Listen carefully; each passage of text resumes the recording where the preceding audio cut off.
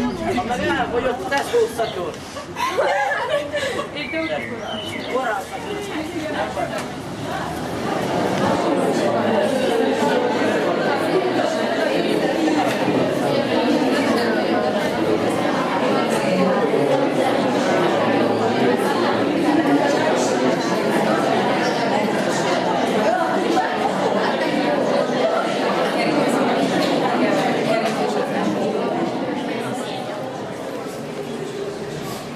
Sok szeretettel köszöntök mindenkit.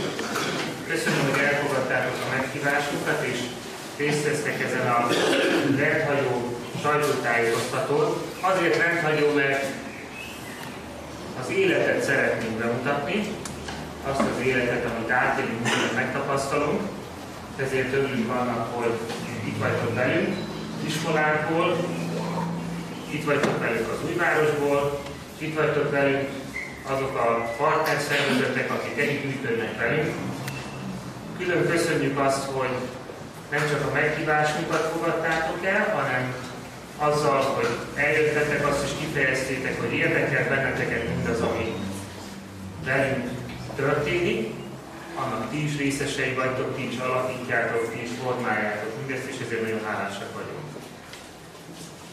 Az, hogy most itt lehetünk, az nem magától értetődő. Egy gyülekezet fogott össze, illetve fogadott be bennünket, amihez mi magunk is kötődünk. Ennek a gyülekezetnek a lelkipásztorát, Káregadó Lászlót kértem meg, hogy pár szóval köszöntsön bennünket.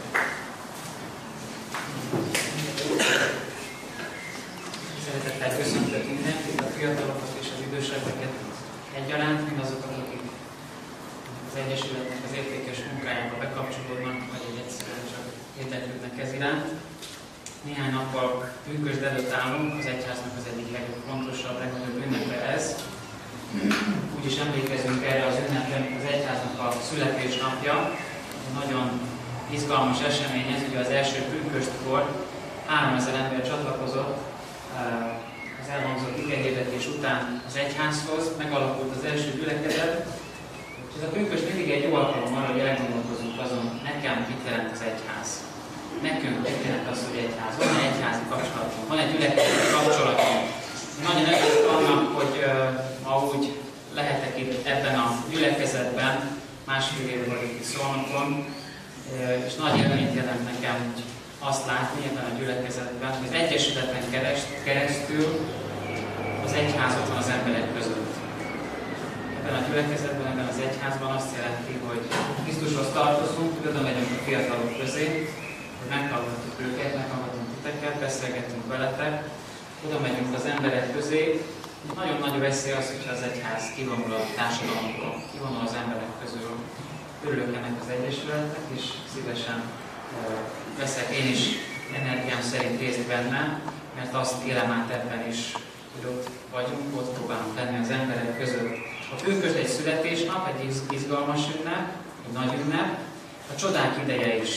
Nem tudom, mennyire emlékeznek a kedves egybegyűltek az első pünkösdben.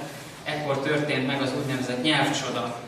A nyelvcsoda, amikor a bábeli nagy zűrzavar után megszólalnak nyelveken az apostolok, és mindenki a maga nyelvén kezdi őket érteni. Én azt gondolom, hogy ma is nyelveken kell szólnunk, és az Egyesület is valahogy ezt teszi. Beszél a fiatalok nyelvén, beszél a tinédzserek nyelvén, beszélni próbál a szülőkkel, beszélni próbál a rászorulókkal. Ez egy nagyon nagy élmény, hogy ma is van nyelvcsoda, ma is tudunk az emberekkel beszélni, és az Isten országát, az a feladatunk, hogy az Isten országát úgy hirdessük, hogy az emberek megértsék.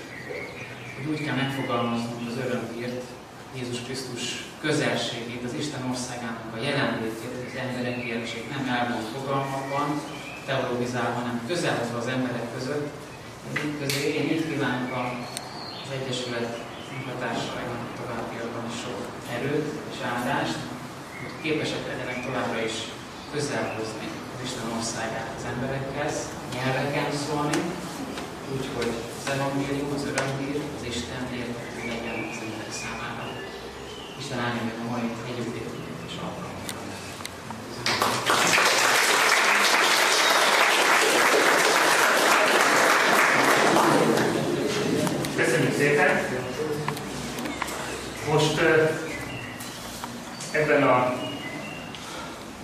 sajtótájékoztatónak nevezett együttlétben egy elhagyhatatlan program volt az, hogy az elmúlt időszakról egyesületi elnökként beszámoljak nektek. Hát miután az elején már beharangoztam, hogy egy rendkívüli sajtótájékoztató, ezért most nem papírosról fog beszélni, hanem élményekről szeretnék egy rövid összegzést.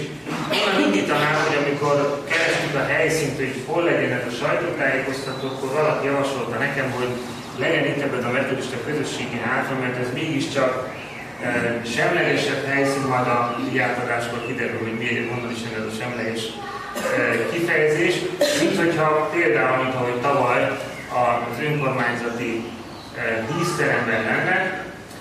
Hát persze valakinek ilyen, valakinek olyan. Nekem úgy nem annyira semleges, mert hiszen itt voltam még a László előtt 16 évig lelkipásztor, és többek között ennek az épületnek az építkezését is átélhetünk közvetlen közelről. 10 évvel ezelőtt épült ez fel, és amikor úgy arra gondoltam, hogy hogyan is tudnám számotokra közelhozni mindazt, amit az elmúlt időszakban átéltünk, mind az iskolákban, az iskolai drogprevenció kapcsán, mind az Újvárosban, abban a társadalomfejlesztési projektben, amiben az ott élőknek próbálunk segíteni, akkor megint eszembe villant ez az építkezés. Eszembe villant mindaz, amit ott átéltünk, amikor egy üres telep volt összesen a kezünkben, és onnantól kezdve az a vágy, hogy jó lenne, ha itt egy saját otthonra találnánk. Hát amikor ezt a vágyat úgy magunkban megfogalmaztuk, hogy jó lenne, hogyha a közösségnek lenne egy helye, akkor az első lépés az volt, hogy ezt a vágyat kimertük mondani. És ezt egy nagyon-nagyon fontos dolognak látom, mert mi mindannyian tele vagyunk jó vágyakkal, szeretnénk szép dolgokat, jó dolgokat. Fiatalok vagyunk, vagy már ilyen korosabbak, mint én is. De ott vannak a szívünkben ezek a vágyak, csak nagyon sokszor nem merünk őket kimondani.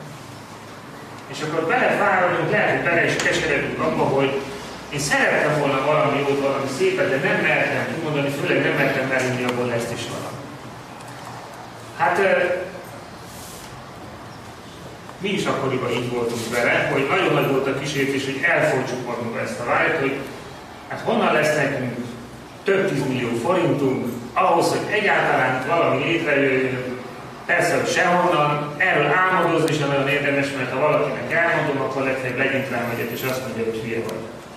Hát ilyen egész egyszerűen összefoglalva mindezt, ami reakcióként várható. Aztán mégiscsak dédelgettük magunkban, mégiscsak kimondtuk, és akkor volt két ember, aki nagyon-nagyon messziről Svájcban meghallotta ezt a vágyat. Olyan emberek, akiket nem is ismertek volna. És mégis azt gondolták, hogy ez egy olyan vágy, amit ők szeretnének támogatni. Különféle utakon, módokon, és nem akarom a részletekkel húzni az időt, egyszer csak azt mondták, hogy mi mellétek állunk, és segíteni fogunk nektek abban, hogy ezt az épületet meg tudjátok.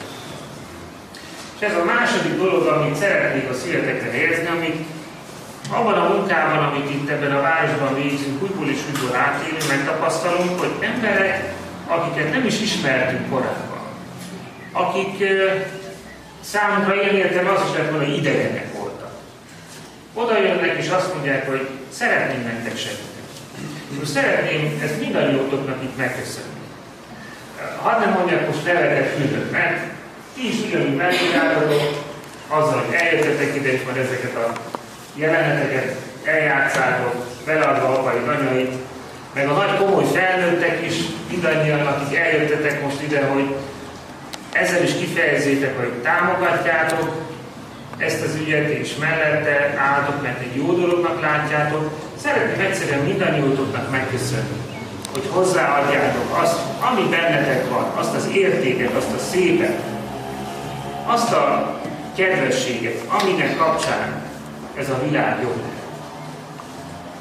És akkor a harmadik dolog, amit szeretnék nektek elmondani, az az építkezés fázisa volt. Hát mi akkor azt hittük, hogy ez úgy fog működni, hogy ugye megalkottunk az építtetővel, megpályáztattuk, mindenféle papírosokat kitöltöttünk, műszaki ellenőrtől kezdve mindenki van, garanciát vállaltak rá természetesen mindenre, minden precízen és előírásszerűen fog történni, és akkor mi megvárjuk, míg az előírt dátum befejeződik, és onnantól kezdve majd túlsett részen mi átrejtjük ezt az épületet. Hát, nagyon hamar kiderült, hogy ez egyáltalán nem így van. Emlékszem még arra a telefonra, amikor a szomszéd fölhívott, azt mondta nekem, hogy hacker úr, itt valami nagyon műzlik, mert a vállalkozó itt az utcáról csoporozza a körülbelül szakembereket, nézem már utána, hogy mi van itt. Mondtam, micsoda? Hát nekem azt mondta, hogy neki egy komplett vállalata van, hogy mindenre felszerelve. Hát, ha jövök ki gyorsan, akkor kiderül, hogy ugye itt egy speciális építőanyagról itom, téglákról van szó, talán hallottatok róla, és akkor így könyves kalapáccsal esnek neked, az csak fűrészelni szabad, ezt már akkoriban én is megtanultam.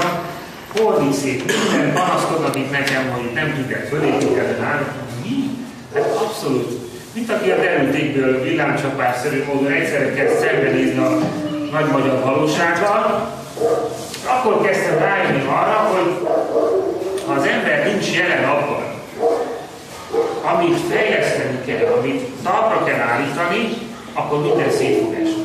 Akkor hiába vannak ígéretek, hiába vannak papírok, hiába van aláírva sok minden egyéb, a dolog nem fog működni.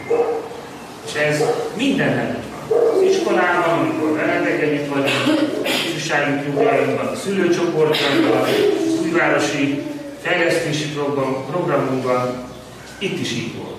Napi 6-8 órát kitöltöttünk az építkezésen, megosztottuk Annival a feladatot, ő volt az, aki azonnal észrevette, valamit nem úgy csinálnak, mint ahogy kellett volna. Én meg voltam a veszekedő ember, akkor oda mentem, és azt mondtam, hogy hát nem lehetne ezt mégiscsak úgy csinálni, ahogy le van írva a tervben. De ami a nagy vágyunk volt, és ezért nagyon-nagyon hálásak vagyunk, az az volt, hogy mi nem egy ilyen elmérgesedő légkört szeretnénk itt létrehozni, hanem szeretnénk ezeket az embereket meghódítani annak, hogy amit most itt csinálnak, az tényleg valami szép dolog. Hát végül is Isten házát építik most itt. Állandóan ezzel fogunk húzakodni, hogy kit hogyan ver át, mindig ez lesz, hogy nyomába fogok menni, hogy ez nem így kéne, meg nem ezt az anyagot kiérted, meg nem tudom mi. Fölbontatom, visszabontatom, meg ez így fog menni egész idő alatt. És akkor próbáltam ezt a, hogy is fogalmazzak csak, ezt a vágyat, amivel mi kezdtünk annak idején, átültetni az ő szíveinkben is. Az egyszerű melós emberrel, a mérnökkel, a kivitelezővel, aki mikor először megkérdeztem tőle, hogy magyarázza már meg nekem, hogy miért van ez az állandó különbség a terv és a végrehajtás között, azt mondta nekem, hogy ez a vállalkozói magatartás. Aztán utána kezdett már lassan ő is azonosulni azzal, hogy mit is csinálunk együtt. És én nagyon hálás vagyok érte, hogy végül is sikerült az alatt a körülbelül 10 hónap alatt, amíg ez az építkezés zajlott, sikerült egy közös értéket létrehozni, de mindenkinek benne volt a maga része. Persze meg kellett hódítanunk magunk egymást, bátorítanunk kellett egymást arra, hogy ezt föl is vállalják, de sikerült. És ez az, amit ebben a mostani évben, az elmúlt évben is átéltünk, megtapasztaltunk, hogy mi nem ellenségek vagyunk.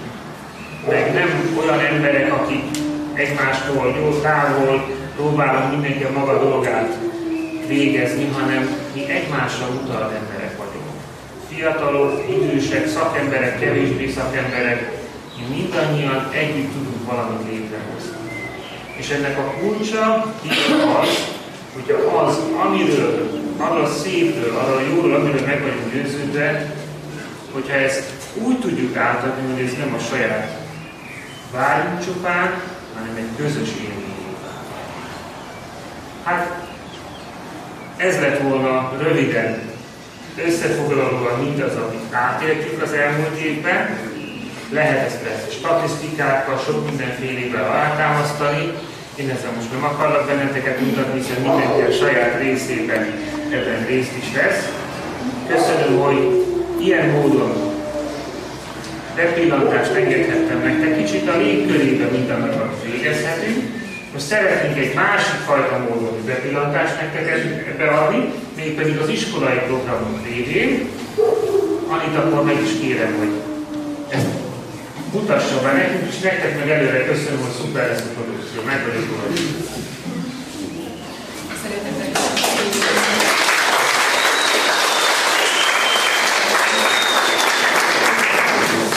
Csak azok kedvéért mondanék egy néhány gondolatot a programokban, akik talán most először vannak közöttünk ilyen sajtótájékoztatón. 4 évvel ezelőtt indult a programunk az iskolákban. 4 tanítási órán vagyunk együtt a gyerekekkel, 7-től 9. osztályig, és olyan témákról beszélgetünk velük, történelem, etika, irodalom, matematika és az idén már művészetismeret órán is, ami elsősorban arról szól, hogy hogyan tudunk a gyerekeknek abban segíteni, hogy az önálló autonóm személyiségé váljanak. Általában a drogprevenció nem erről szól, de azt gondoljuk, hogy a legjobb megelőzés az, hogyha a gyerekeket föl tudjuk készíteni az életre. Eredetileg úgy terveztük, hogy van egy tananyagunk, és aztán ezzel majd megyünk több osztályba és több iskolába. Aztán úgy láttuk, hogy annyira sikeresek és érdekesek a gyerekek és pedagógusok számára is ezek a dolgok, hogy egy középiskolás tananyagot is összeállítottunk tavaly előtt, hogy azzal a 9-es gyerekeket látogatjuk meg. És aztán, mivel az is nagyon jól bejött, és úgy láttuk, hogy van értelme a gyerekekkel többször is találkoznunk, úgy gondoltuk, hogy egy 8-os tananyagot is összeállítunk, úgyhogy ez az elmúlt vagy idei tanévnek tulajdonképpen az újdonsága, hogy egy új tananyaggal kerestük meg a 8. osztályos gyerekeket, ennek a témája a tanítás volt. Arról beszélgettünk elsősorban ezen belül, hogy ki vagyok én, hol vannak a gyökereim, hol vannak azok az értékek bennem, a családomban, amiket érdemesnek látok arra, hogy én is továbbadjam aztán majd az én leendő családomban. És amit most itt láttok, egy nagyon egyszerű kis kiállítás volt, egy olyan feladat, hogy a gyerekek a nevüket írták le, és a nevük betűiből kellett olyan ábrákat készíteni, amivel tulajdonképpen azt fejezik ki, hogy milyenek ők. Érdemes megnézni ezeket a rajzokat, mert több száz darab készült belőlük, egy néhányat tudunk így kiválasztani, hogy milyennek látja magát ma egy 10 éves, egyáltalán mit tud magáról, és hogy tudja ezt kifejezni. Nagyon érdekes tapasztalat volt egyébként, hogy a gyerekek nagyon kevés jót látnak magukban, és a legtöbb problémájuk az 8. osztályos tananyagban éppen ez volt, hogy miért mindig csak a jóban kell gondolkodni, hiszen annyi rossz vesz körül bennünket, és azt sokkal tudják kimondani és megnevezni. Ebben a tanévben 22 osztályban találkoztunk gyerekekkel, 2 középiskolában és 5 általános iskolában. Annyi az érdekessége a programunknak, hogy nem csak a 4 tanítási órán vagyunk együtt a gyerekekkel, hanem 2x45 percben megpróbáljuk különböző játékokban, jelenetekben összefoglalni azt, amit tanultunk, és szeretnénk, hogyha ezt a szülők is tudnák, hogy mivel foglalkoztak a gyerekek, és miről gondolkodtunk ezeken az órákon együtt, és akkor ezeket a jeleneteket bemutatjuk a szülőknek egy rendkívüli szülőértekezleten. És ezeken a szülőértekezleteken szoktuk fölkínálni a szülőknek a szülőcsoportokba jelentkezés lehetőségét is.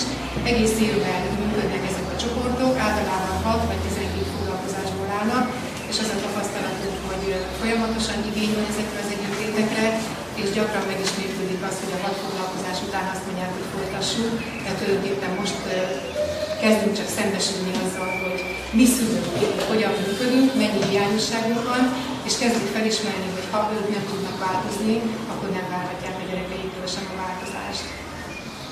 Amit most be fogunk mutatni, és nagyon örülök, hogy ilyen sok gyerek van, mert senkit nem kellett rábeszélni arra, hogy itt a tanév végén egy meleg délutánra még jöjjenek el, meg még egy főpróbára, meg még egy előtte való próbára, és adjuk elő azt, ami egy nagy közös élmény volt, hanem mindannyian önként vállalták ezt. És azt gondolom, hogy a legnagyobb értéke egyébként ennek az, hogy nem csak beszélgettünk a gyerekekkel, nem csak szavak hangzottak el, hanem valamit előadunk, saját élményévé vált. És hiszük azt, hogy ezek sokkal maradandóbb élmények lesznek bennünk, mint hogyha csak valamiről beszélgetünk, hogy a szó elszállna, amit egyszer megéltem egy előadásban, és én magam játszottam azt el, az sokkal hangosabban lesz, azt hiszem, élményként az életünkben, és talán amikor nehéz helyzeteket megmutatva eszünkben is, hogy hogyan is kellene cselekedni. Én most átadom a szót a TV műsorvezetőnek, egészségügyi szakiskolás lányok, és innentől kezdve a TV-t a teret, mivel csak műsor vagyunk. Szeretettel és tisztelettel köszöntünk minden kedves vendéget. Valamennyien az itt jelenlévő diáktársainkkal együtt részt vettünk a tanévsorán a Cornélius Háza Missziós Egyesület által vezetett drogprevenciós programban. Osztályonként 4 tanítási órán beszélgetünk olyan kérdésekről, ami a mi korosztályunkat érdekli, amelyekről a mindennapi életünkben nem nagyon esik szó közöttünk. A 7. osztályban többek között a helyes önértékelésről, a családon belüli kommunikációról, 8-ban az identitás témakörén belül saját belső értékeink felfedezéséről, 9. és 10. osztályban pedig a belső meggyőződés kialakulásának fontosságáról volt szó. Az órákon szerzett tapasztalatokból és élményekből minden évfolyamon más-más rendszereket és játékokat állítottunk össze, amelyeket egy rendkívül szülő értekezleten bemutattunk a szülőnek. Ez a közös munka sok örömmel és izgalommal jár. Mindannyian jól érezzük benne magunkat. Szeretnénk élményeket ezen a délután önökkel is megosztani. Betekintve a rendkívül szélértekezletek létrejövőben. Először egy olyan jelentet láthatnak, amely bármely családban előfordulhat. Előadja a Kassai úti általános iskola 2 8-os osztályos tanulója, Ildi és Berti.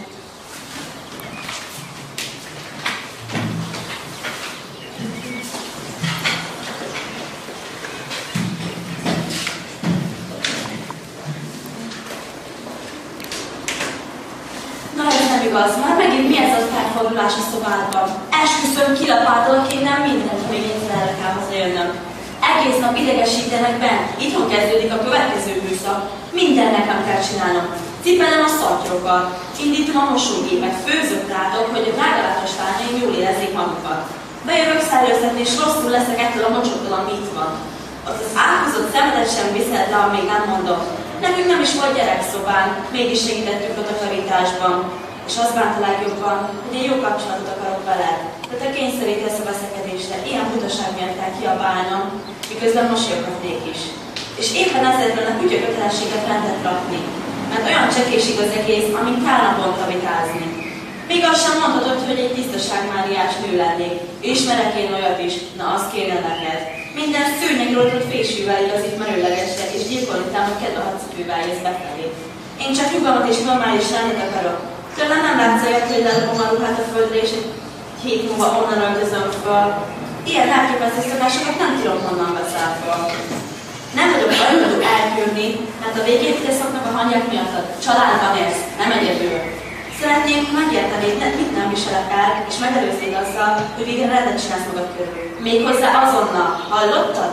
Jól van, hallottam, persze, hogy hallottam. Hát lehet ezt a kiabálást nem hallani? Nem számtelenkedem.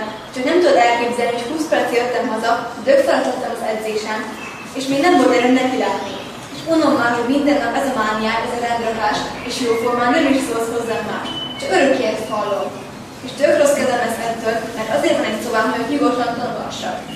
Végre itthon vagyok, nem tudok nincs senki, se a postás, se a portás, sem a tanár, sem az emberek a buszon.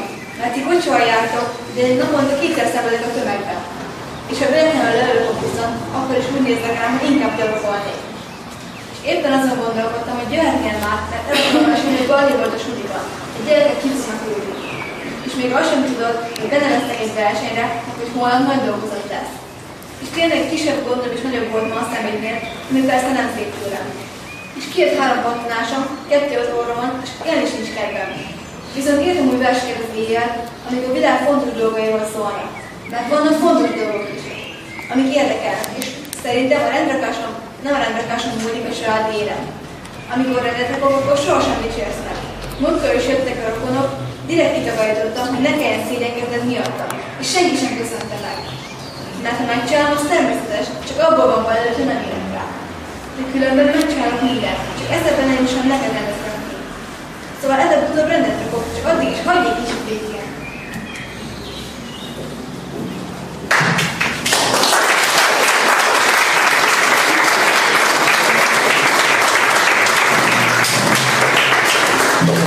Mindannyian tudjuk, hogy egy ilyen vitatkozás után nehezen képzelhető el egy jó hangú magulatot közös vacsorát. Most azt is megmutatjuk, hogyan lehet másképp megoldani az előbb látott problémát. Újra Ildi és Berti mutatjuk. Berti, én belefáradtam, hogy folytani a gazsolat a szobád miatt, és biztosan te is unod már ezt. Néha kitakarítod, de többnyire nagy a kupi, és megnapoztam. Próbáljunk meg olyan megoldást találni, amit mindketten át tudunk fogadni, amivel mindketten jól járunk. Azt sem akarom, hogy úgy kelljen takarítanod, hogy közben utálsz engem is, de azt se szeretném, hogy nekem kelljen zavarba jönnöm, ha vendégek vannak, illetve hogy dühös legyek rád.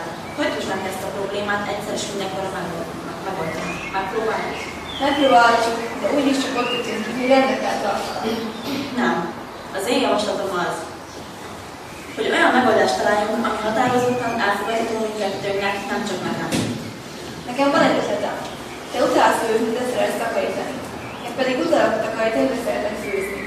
Sőt, még akarok is tanulni főzni. Mi lenne, ha mondjuk én vezetném a vacsorát egyszer egy héten, te pedig kitakarítanál ezt vámat kétszer vagy háromszor egy héten? Gondolom, hogy ezt a vállalat, tényleg? Persze, én nagyon élvezem ezt. Jó, akkor próbáljuk ki. Mosogatást is vállalod? Persze. Jó, a szobádban legalább az én ízlésem szerint lesz legnagyobb.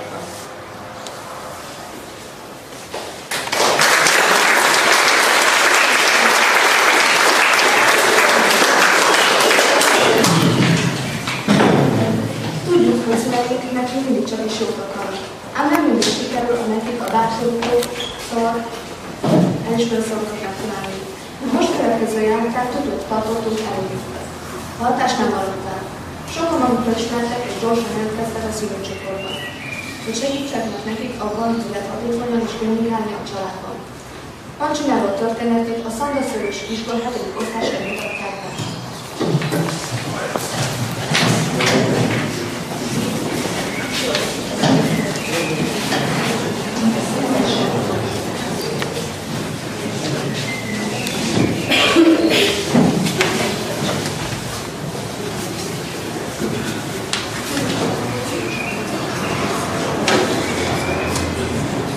Én nem lettem volna így beszélni apámmal. Már elegem van abban, hogy Sunyi után mindig csavarogsz. Elegem van a rossz jegyeidből. Szégyellem magam miatt. Nem úgy hozzám, mert eldöntött. Már megint szemtelen vagy. Ha nem tudom, az utcasebb viselem belőlem. Hozzád veszek, nem a falhoz. Ezt láttad tőle? Bármit között neked semmi nem tudod. Mindig belezsonval. Sosem fogadszol nekem. Amint hazaérek, azonnal felbosszantasz. Én még nem látom egy kiszakasztani.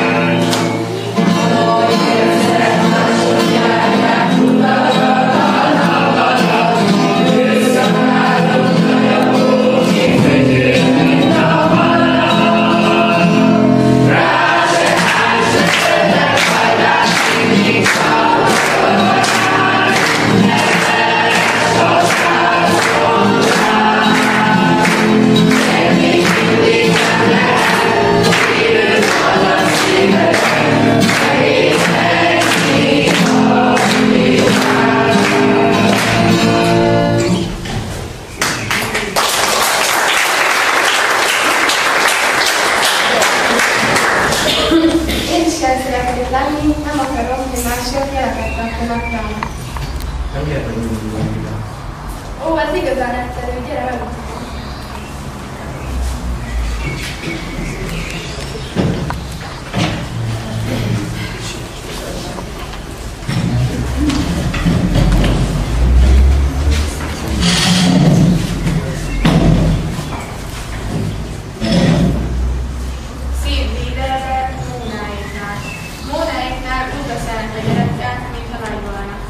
Gondolsz? Kérdi Móna papája és mamája. Mit gondolsz? Szerinted hogy nem vagyok? Szerinted hogy kéne csinálni? Aztán értem. Azt mondod? Lássuk csak. Tényleg, tökéletesen igazad van. Nem, azt hiszem, ebben tévedsz. Szeretnénk, ha Móna itt lenne.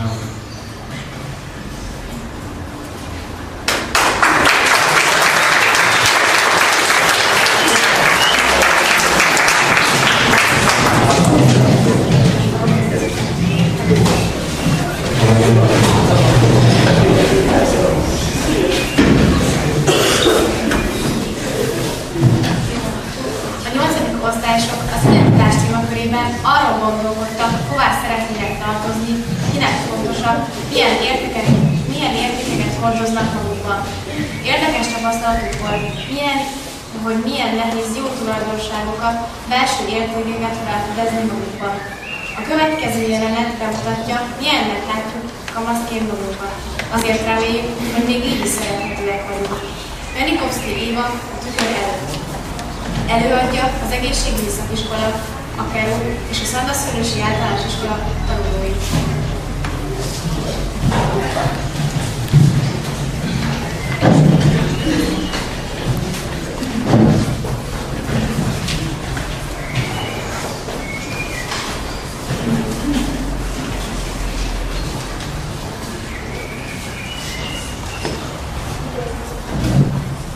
Pocsék vagyok, fantasztikusan pocsék.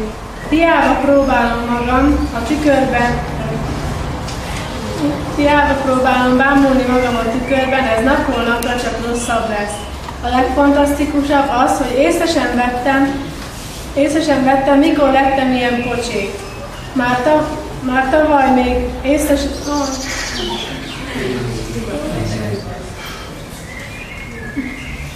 tavaly még egész normális lány voltam, azt tudti, arra még emlékszem. Nem is néztem akkor sose tükörbe, csak ha véletlenül neki mentem. De most muszáj, most folyton bámulnom kell magam, mert hogy ilyen fantasztikusan pocsék lettem. Kész látványosság. Mással azért tanénáznak otthon, hogy borotválkozzon rendesen. Velem meg azért húrizd meg az öreget, de miért nem mocsol? Mintha azt a piszkot ne lehetne mosni. De nem értik, egyszerűen nem értik, hogy nekem a piszok a szakállam. És ez nem jön le. Tavaly is piszkos voltam, elnézem rá, hogy piszkos voltam, de legalább normál piszok volt, és lejött, hogy megmondottam. És tavaly a fejem is akkora volt, amekkorának egy normális fejnek lenni kellett egy normális nyakon. Az idén a nyakam megmúlt, a fejem összement. Fantasztikus. Csak tudnám, hogy miért van ez. Ha legalább a hajam döntött volna, de semmilyen. Ezt a vackot se növeszteni nem érdemes, se levágatni, mert ez nem haj, ez pókháló, ez a törtnyát. Most más pontosan tudja, hogyan fésülködjön, de ez fésülni sem áll. Ha előre fésül a ronda, ha hátra fésül a ronda, szétválasztom, még ronda, fantasztikus. És a szemem? És a szemem? Nem arról van szó, hogy nem szép, az nem érdekel. De az, hogy még nézni sem tudok vele normálisan, az mégiscsak sok. Nem mintha rosszul látnék, prímán látok, azzal nincs baj. Hanem a nézésemmel, mert az mindenkinek az idegeire megy. Mert ha figyelek valakire, és érdekel is, amit mond, akkor az én szememben nem az érdeklődés csillog, tudjuk, hogy nem. Mert biztos, hogy rám szólnak. Mit bámulsz olyan hülyén? Ezért aztán nem is szívesen nézek arra, aki beszél hozzá. Akkor persze az van. Hozzád beszélek, fiam, nem a falnak, ne vágjon unatkozó képen. És a számból ugyanez az állat. Én azt sem tudnám, hogy van, ha nem figyelmeztetnének rá. Most miért húzod el a szárat? Mi az? Neked már semmi nem tetszik? Pedig én tényleg sem akarok semmit. Egyszerűen csak olyan. Fel. Tavaly még teljesen normális volt. Hát nem fantasztikus? És amikor már végre elfelejtem az egész rondaképen, és nevetek, miért jó kedvem van, akkor jön az első megjegyzés, hogy pont úgy rögsz, mint egy fakütő. Hát ilyen vagyok. Jobb rá se gondolni. De muszáj, mert ha más a feje, legalább különben normális, fantasztikus.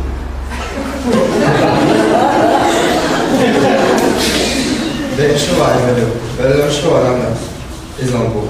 Soha életemben pedig egész normális vizsgásznak indultam.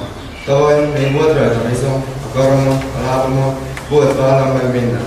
Sose néztem tükörbe, mert nem érdekelt az ügy, de tudom, tavaly volt rajtam izom, normális formám volt. Az idén meg, mint akin átment az útrendszer. Szoktul megnyúltam, vékony a karom, vékony a lábam, eltűnt a vállam.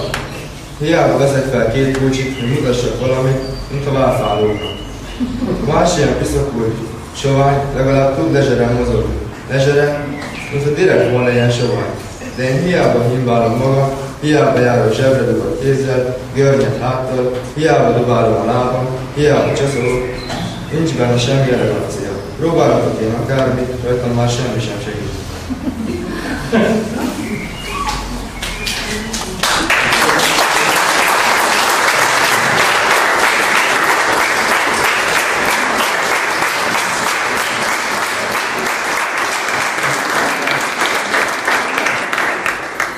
Önmagunkat megtalálni nagy kaland, de csak egymással együtt sikerülhet. Ki vagyok én? Egyedül vagyok. Társaim vannak. Szeretni tudok. Szeretve vagyok, és összetartozunk.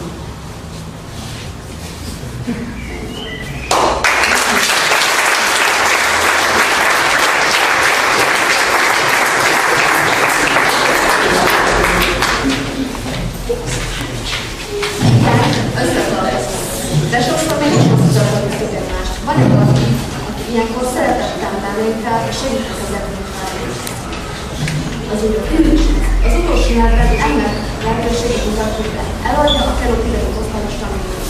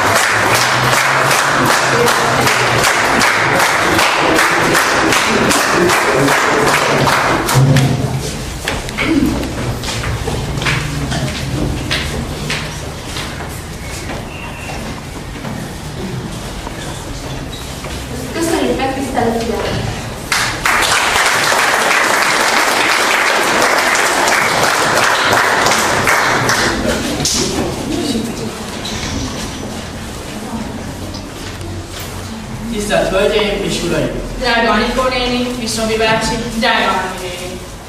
Szeretettel köszöntjük Önöket!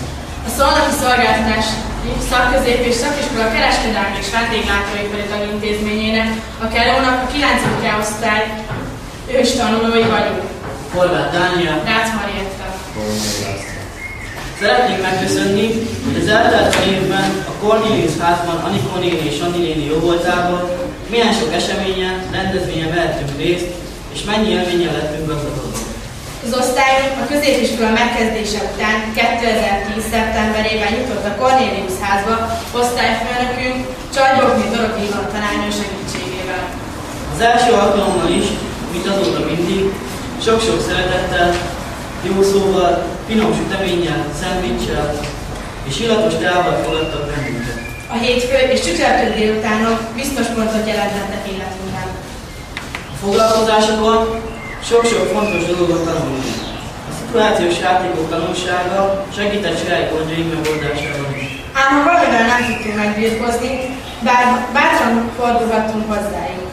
Számítottunk szeretete és megértésükre, és okos tanácsaikra, akár iskolai, akár magánéleti problémákra. A játékok és a vidámság végig kísérte az évet.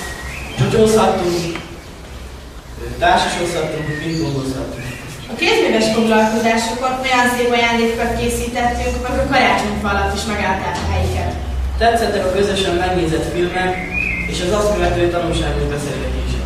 Drogprevenciós iskolai órákon, melyeket szintén ők tartottak, megtanultunk a nekünk rossz dolgokra is nemet mondani. Tudatosították bennünk, hogy attól csak különbe és többet leszünk, ha nemet merünk mondani a drogra, cigire, italra és a többi negatívumokra. Emlékezetes számunkra Robi bácsi a saját életéről mesélt nekünk.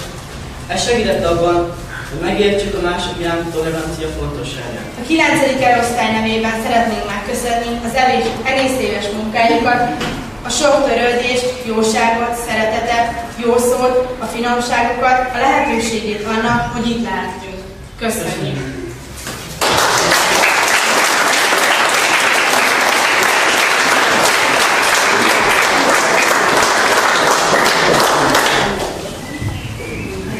Ő volt betervezve a tájékoztatóra.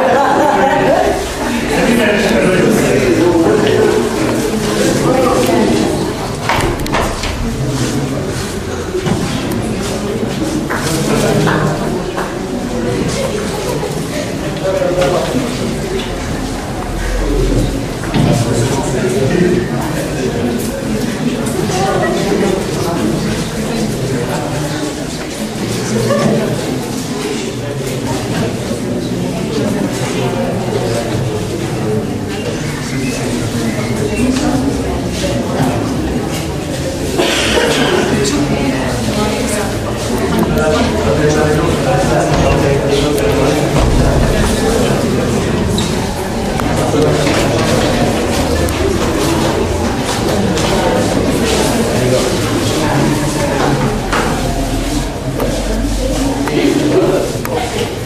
Az elmúlt évben egy új munkaterületet is elkezdtünk. Városunk önkormányzatának egy nagyon érdekes, izgalmas programjába kapcsolódtunk bele, újvárosi humánfejlesztési programnak nevezett egy városrész felzárkóztatásával foglalkozó programnak a működtetésébe. Szeretnénk ott is mindazokat az értékeket megjeleníteni, amelyeket már az iskolában, az iskolához kapcsolódó programban kipróbáltunk. Így szeretnénk most egy rövid betekintést nektek adni a szülőcsoportunkba, aminek az a sajátossága, hogy az újvárosi városrészben élő roma, cigány származású testvéreinknek szeretném hangsúlyozni, hogy az, hogy egy származást, egy gyökeret, az életünknek valamilyen környezetét meghatározunk, ez nem értéket jelent, nem idősítést jelent, hanem egyszerűen egy olyan hátteret, ami mindannyiunk számára nagyon fontos. Így kértem meg két résztvevőt ebből a szülőcsoportból, hogy pár keresetlen szóval saját tapasztalataink, élményeink alapján mondják el nektek, hogy mit is érnek át közöttünk. Először Melindát kérem, hogy jöjjön előre. Mindannyiunknak ez most egy nagy kihívás, hiszen ilyen óriási tömegben, mint ahogy most itt együtt vagyunk, nem nagyon szoktunk még beszélni. Köszönjük, hogy ezt megértitek, és át is adom akkor nektek. Köszönöm szépen. Én is szeretettel köszönöm. Elnézést a hangos beszédet és tudódulódás közöttén vagyok, úgyhogy és megmutatkozom meg is, Józsefné vagyok, az Fővárosi Fejlesztési Iroda segítője, szociális segítője, és főképpen 4 gyermek anyukája. Amit szeretnék röviden elmondani, hogy mikor is kezdtük ezt. 2010. júliusában kezdtük ezt a szülőcsoportot. Hecker úr meghívott engem. Igaz, hogy a férjemmel együtt, de hát, mint tudni illik, a mi kultúránkban férfiak nehezen oldódnak és jönnek ilyen társasági programokra, úgyhogy én mentem el először, érdeklődve és kíváncsian, hogy mi is fog történni, mert hát nem tudtam, sőt, még szülői értekezletre is mindig egyedül jártam, úgyhogy kíváncsi voltam. Nagyon jó kis foglalkozásnak tartom, nem is, hogy foglalkozás, ez ennél több, mert a kultúránkból, meg a szokásainkból adódik nekünk, főleg inkább így mondom, hogy a cigányasszonyoknak egy kicsit zárt az egész világunk, egy kicsit úgy bezárkózunk a családi légkörökben. És ami évek alatt felződik az emberben, van, amit nem tud elmondani a szüleinek, van, amit a férjének nem tud elmondani. És mindig van valami, ami benne marad. És akkor ez így fejlődik. És ez a szülőcsoport számomra azt jelenti, hogy egy bizalmi légkör, ahol én elmondhatok bármit, olyat, amit másnak nem mondanék el. Nem tudom miért van, ez kialakult, ez az egész beszélgetésünk, és elkezdjük ezt mondjuk, már amikor is említette, a családról beszélünk, hogy miben tudunk könnyíteni egymást, úgy a férjünk iránt, a gyerekeink iránt esetleg dolgokban, de mindig több jön ki onnan. És már mondani, hogy 6 alkalomra terveztük, és érdekes, hogy az már 10 hónapja megy, úgyhogy nem tudjuk egyszerűen abba hagyni, mert annyira sok bennünk ez a dolog. Szóval nem tudom, hogy mások hogy vannak vele, egy-egy foglalkozásnak van egy-egy témája, és mindig visszatérni, mindig van mit mondani, nagyon sok dolog van, amit szeretnénk mondani. Általában olyan 6-8-an szoktunk lenni, időközben bevontuk a férfi társaságot is, úgyhogy sikerült most már férfiakat is behozni, úgyhogy 4-en vagyunk úgy, hogy most már a férjeink is ott vannak, úgyhogy ez már így most már egészen más. Ez is egy más dolog, mert hogy ő előttük se szerettünk ezelőtt mindent elmondani, de most már ez egyre nyitottabb. És Hecker Anikónak és Hecker Anikónak köszönhetően egy kicsit a hitet is bele kell értenünk, mert mi erősen ragaszkodunk ehhez. Szóval keresztények vagyunk, mi erősen ragaszkodunk ehhez, és gyönyörű dolgokat hallunk, sokat énekelünk, és ez egy kicsit kikapcsolódás is számunkra többet között. Szóval én azt tudom mondani, hogy én egy példát elmondanék, hogy tavaly megkért engem, hogy menjek el a missziós konferenciára, ez a cigány konferenciára, és ott is a szülőcsoportról kellett beszélnem, és azt kérdezte tőlem, aki soha nem látott engem, hogy egy fiatalember, hogy mit is szoktunk, vagy milyen kapcsolatom van Hecker úrral. És akkor erre azt mondtam, hogy hát szülőcsoportra járok, és mondom, segítünk, mondom, egy területnek a felzárkóztatásával, és azt mondta, hogy nagyon köszönjem meg, hisz Hecker úr az Isten áldása.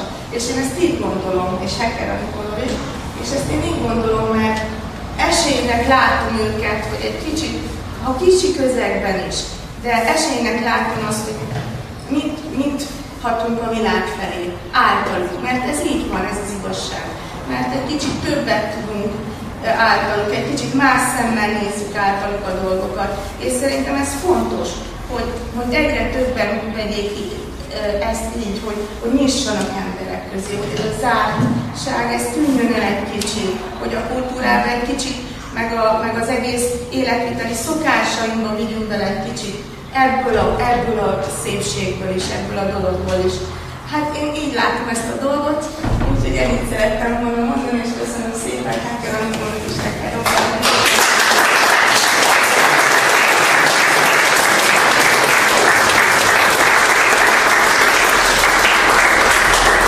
Ennyire már elmondta, hogy azóta nem vagyok kisebbségben annyira már, mert vannak férfi barátaim is, akik jönnek a szülőcsoportba.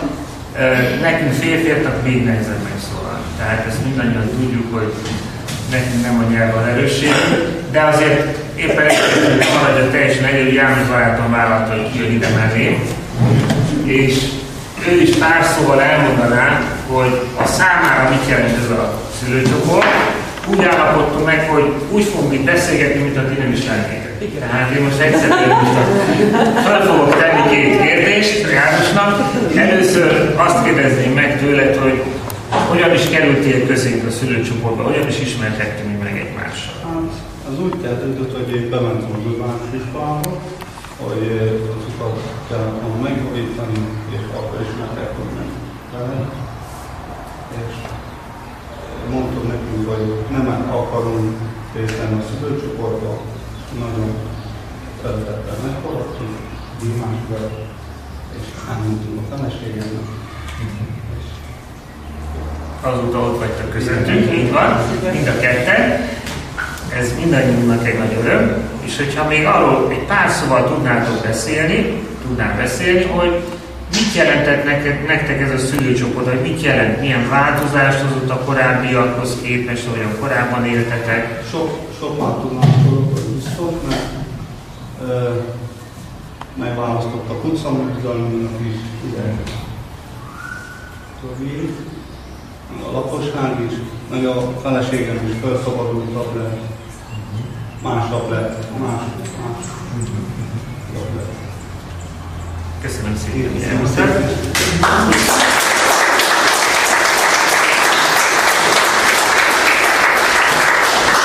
Ez az utca bizalmi kifejezés, amire egy fél mondat erejéig utaltál, ez egy nagyon fontos változás valóban, hiszen ott a történeti lakóközösséget fogod össze, és próbálod ügyes-bölcs dolgait intézni. Köszönjük szépen ezt is nektek. Egy ilyen úgynevezett sajtótájékoztatónak a legfontosabb része a beszámolón túl a Cornélius díjnak az átadása. Ez a Cornélius díj egy olyan díj, amivel szeretnénk egy visszajelzést adni minden évben annak a személynek adjuk át, akit az Egyesületünk tagsága közösen úgy lát, úgy értékel, hogy olyan valakiről van szó, aki az elmúlt évi tevékenységek kapcsán sok mindent tett abban a közegben, amiben mi is dolgozunk. Természetesen ez nem azt jelenti, hogy csak az elmúlt évben, hiszen általában mindig olyanokról van szó, akiket már hosszú évek óta ismerünk. A mostani díjazottunk esetében is ugyanerről van szó, és most már nem akarom tovább feszíteni itt a húrt, elmondom, hogy dr. Verső Céváról volna szó, akit ebben az évben szeretnénk a Cornélius díjjal kitüntetni. Egy pár méltató szót azért mindenképpen szeretnék elmondani, amivel indokolnám is ezt a választásunkat.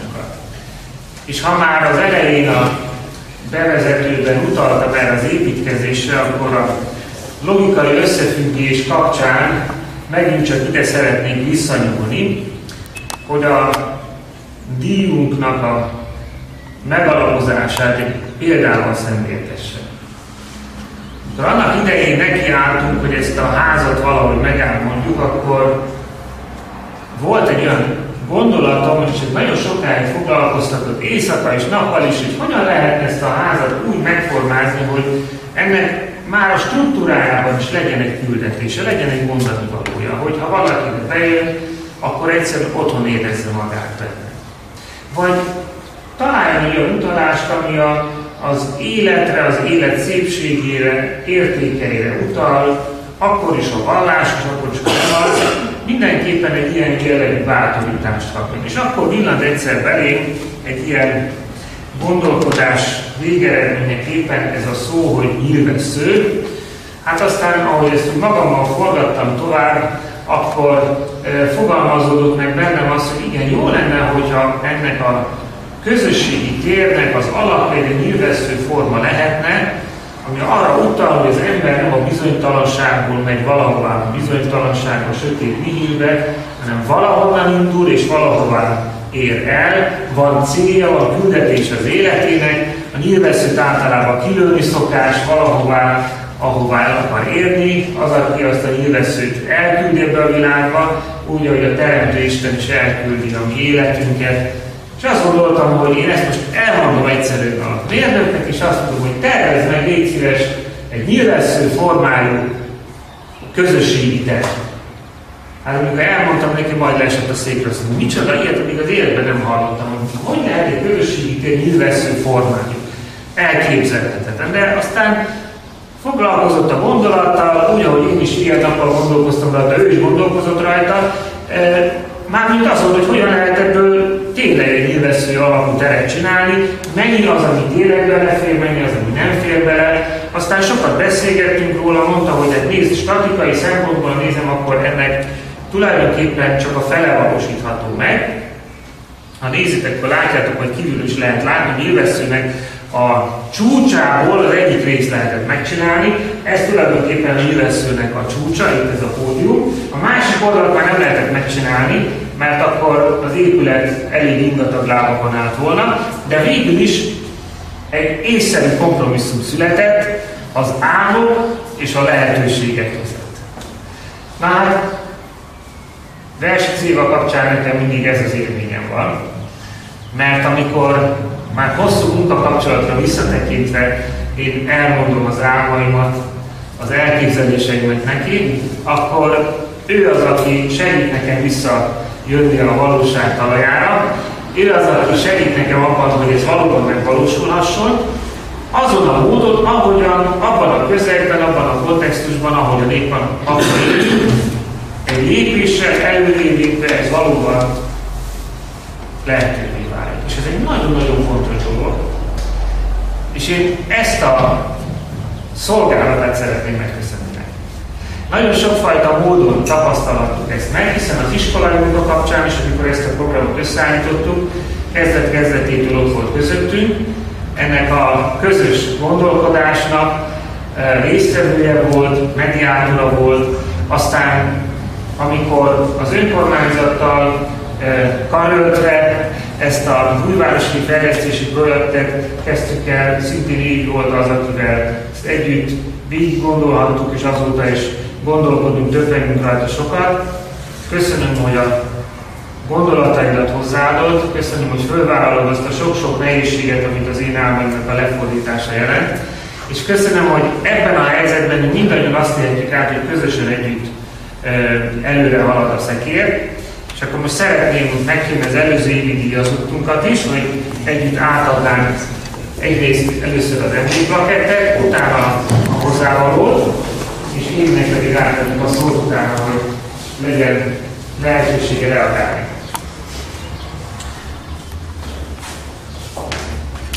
Ebben a dobozkában található az az emlékére, amit szeretnénk átadni Évinek, a Cornelius díj.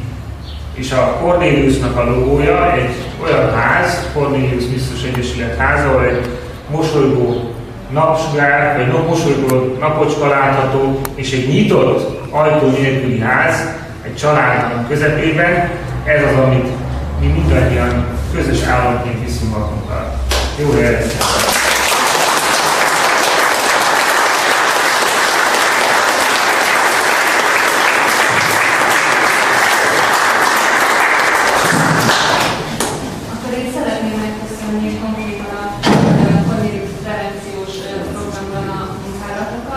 mert amikor megkezdődött az iskolai prevenciós program kidolgozása, akkor Éva munkaidőből függetlenül részt vett benne, és végig segített a tananyag kidolgozásában, majd az értékelésén is ott voltál, és nagyon jó szívvel terjesztette az iskolákba ennek a hírét, és most már elég sok iskolára tudunk menni, és köszönöm szépen.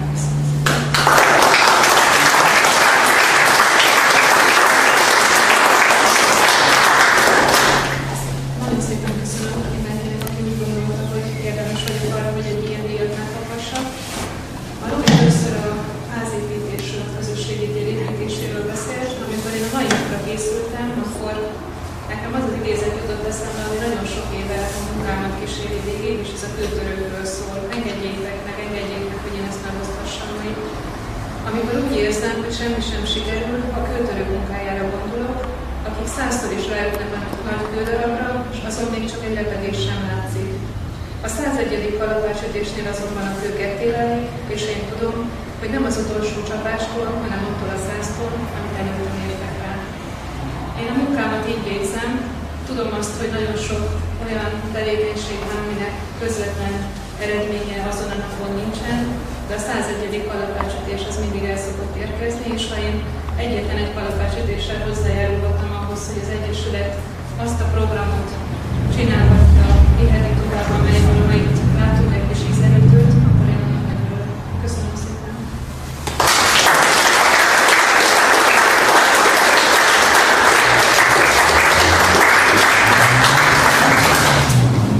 Én is nagyon szeretettel köszöntöm a mai rendezvény minden résztvevőjét.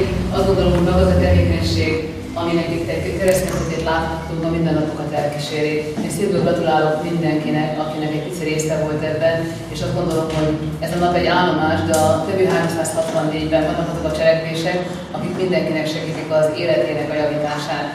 Én is szeretnék gratulálni Versnic Évának, és hogyha, amit a Hecker Robi mondott, nagyjából ugyanazt érzem én is.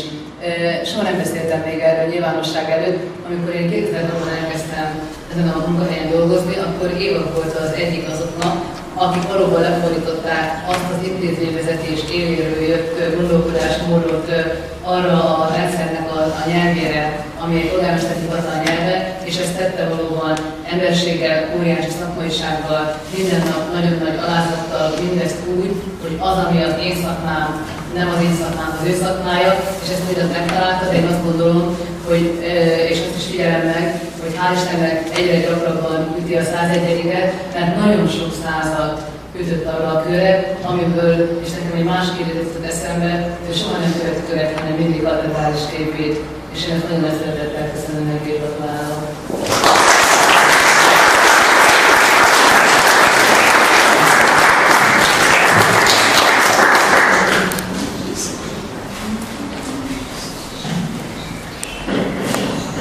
Szeretnénk most mindannyiótokat meghívni még egy közös beszélgetéssel egyre kötött közös büfére is.